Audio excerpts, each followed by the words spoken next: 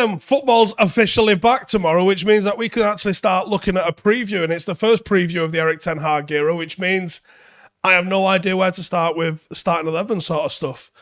And we're going to mix up how our previews look and feel and work over this preseason. That's something that we're going to do, and we're going to introduce a slight bit of a remix in how we deliver. I'm going to look a little bit more about who can be the match winner for United and specifically how they can hurt the opposition. Previously, I think our tactical previews have been really good, but I think they focus a lot on what the opposition can do and less on what we can do to exploit what the opposition's weaknesses are. I'm going to change that up a little bit this season, go a little bit more forward, front, foot facing, and see if we can actually identify where United could be actually strong, as well as still focusing on areas where we can be hurt ourselves by the opposition.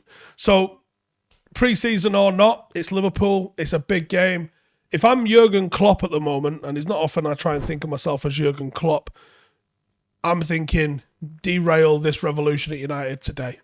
I'm thinking I put out my absolute best team. I put out my strongest team. I put out the most hardcore mentality. I even maybe sacrifice training today and tomorrow ahead of it to maybe not focus so much on the pre-season stuff and focus on how to beat United in a big way and really, really cause panic at Old Trafford. Because let's face it, if there is a 5-0 in, like there was in the league at home this year, there will be panic at Old Trafford. From United fans' perspective, that might not be the worst thing because the board might go, Jesus Christ. Yeah, go on then. Let's have a look at this and see if we can do something about that. Maybe we get some signings in on the back of that. So it's hard to predict how this is going to go. It's hard to predict what the best case scenario of any of this is, but we will do our best. So it's Liverpool. 4-3-3 is a generally attacking formation in how they set it up. Liverpool do take it to the extreme. As we know, Trent and Andy Robertson are going to play a lot higher up the field during attack. They pretty much act as the auxiliary wingers. They're a slight bit further back than where the wingers are, but they're providing all their width. They've now almost become, in a sense, inverted, and we see them hitting forward runs, which is different, and it's an evolution, which is inevitable on the way the system has been over the last couple of years. Often in the formation like this, when one fullback bombs forward, the other fullback on the opposite side covers, so there's always three at the back, sort of in a protective kind of mode, but not at Liverpool. At Liverpool, they tend to both get up there and get amongst it.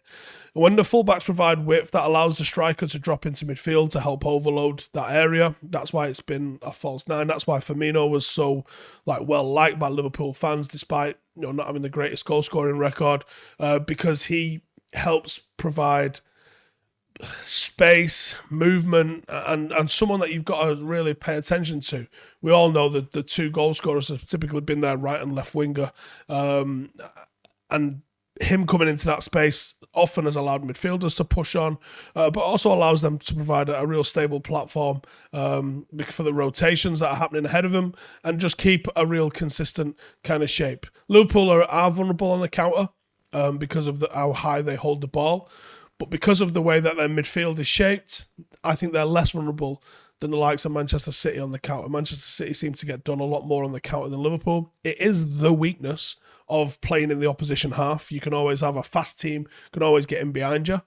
But Liverpool, for me at least, seem to cope with it just a little bit better, and that could be Van Dijk. Because it's an extremely high line, Van Dijk's pace and his ability to provide cover for them in that area is invaluable. Without him, they would struggle. They've got some pretty quick centre-backs aside from that, but he's the real one that holds them out.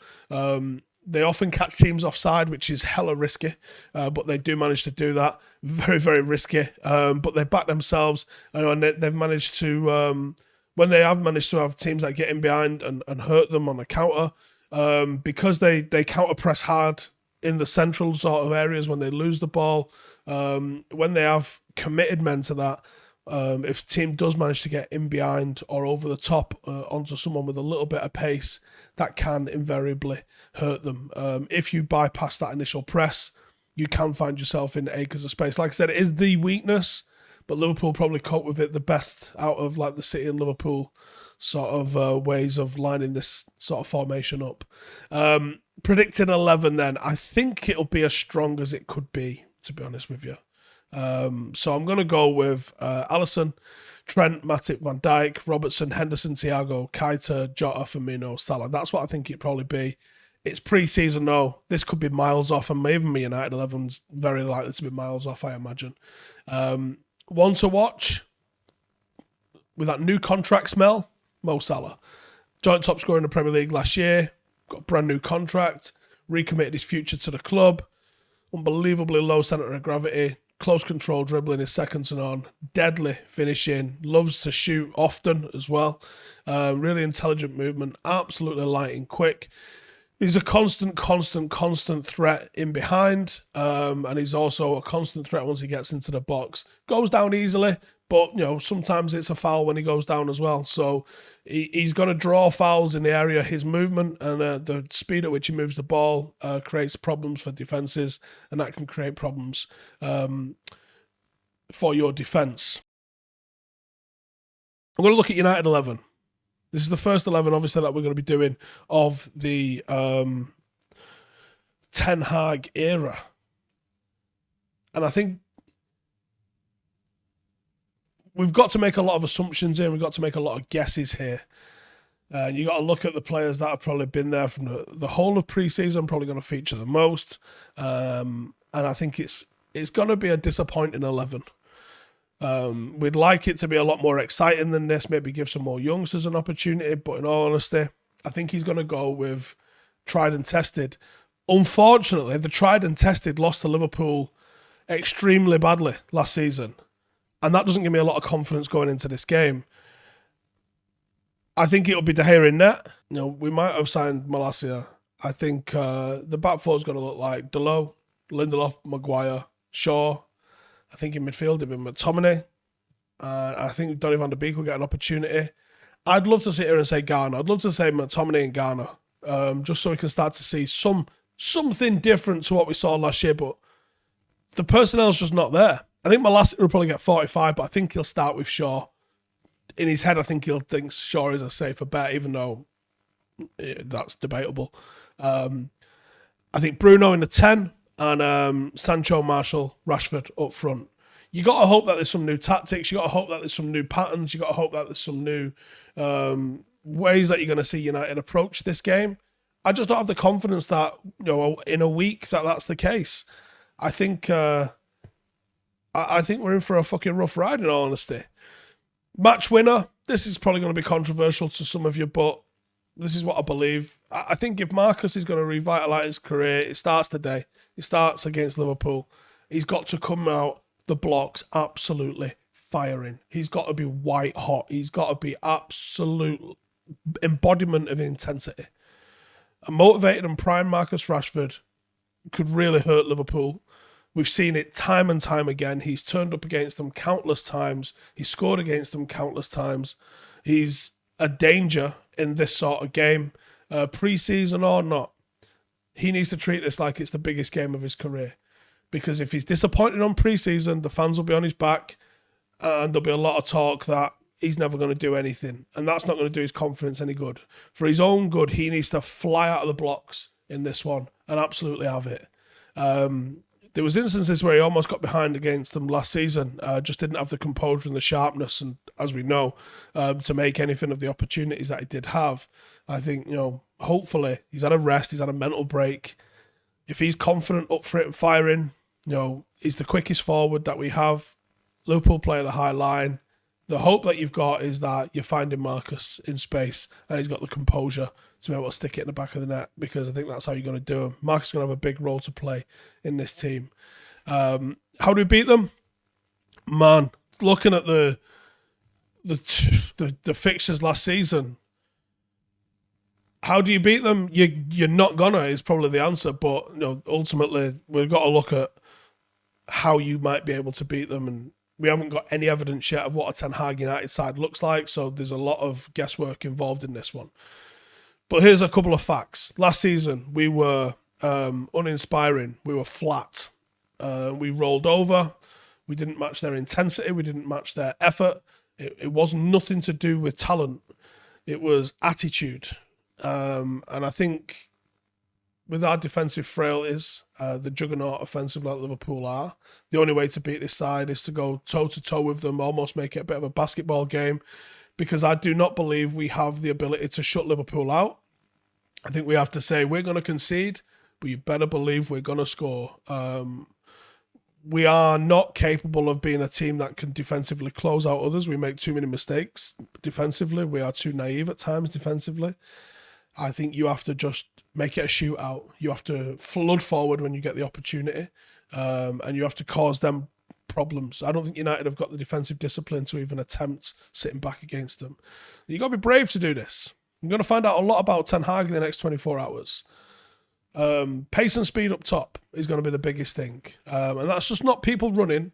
That's quick balls as well. Can you play early? Can we minimise our touches as we're moving through the thirds? Can we put it in behind for people to chase? Can we get from back to front with the minimum amount of fuss required? And that's why Marcus has to start in this game.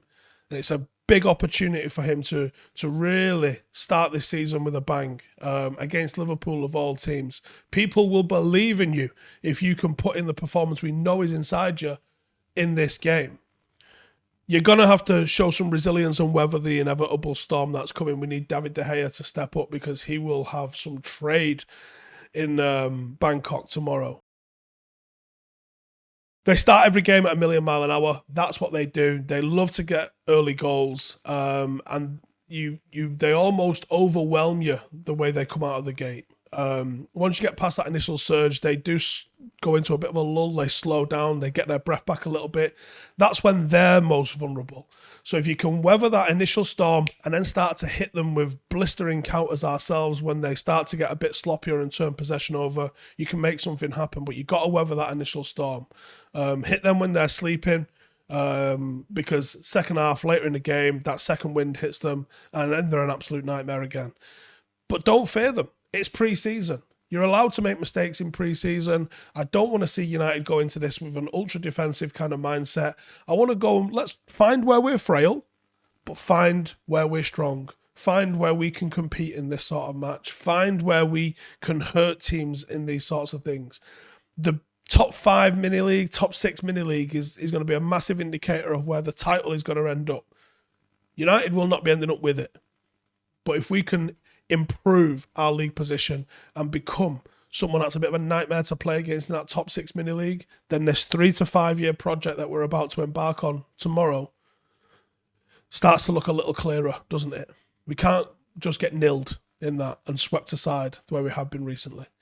It's a big, big game, this. All eyes on Thailand. Let's see our Ten Hag's men doing their first test. What the fucking Reds. Real fan ownership, real fan input, real fan change, real fan power. 50 plus 1, we can go better than that. 100 plus none. Download our app, view the free content, read about the club, that's fine. But if you want more, become a member. To vote, to go behind the scenes, to make an impact, interact with a global community around the world, influencing how we grow, where we play, club ethics and values. The more members we have, the faster we grow. Support the club, run the club, own the club. This is ours and no one will take it away. The future is in all our hands.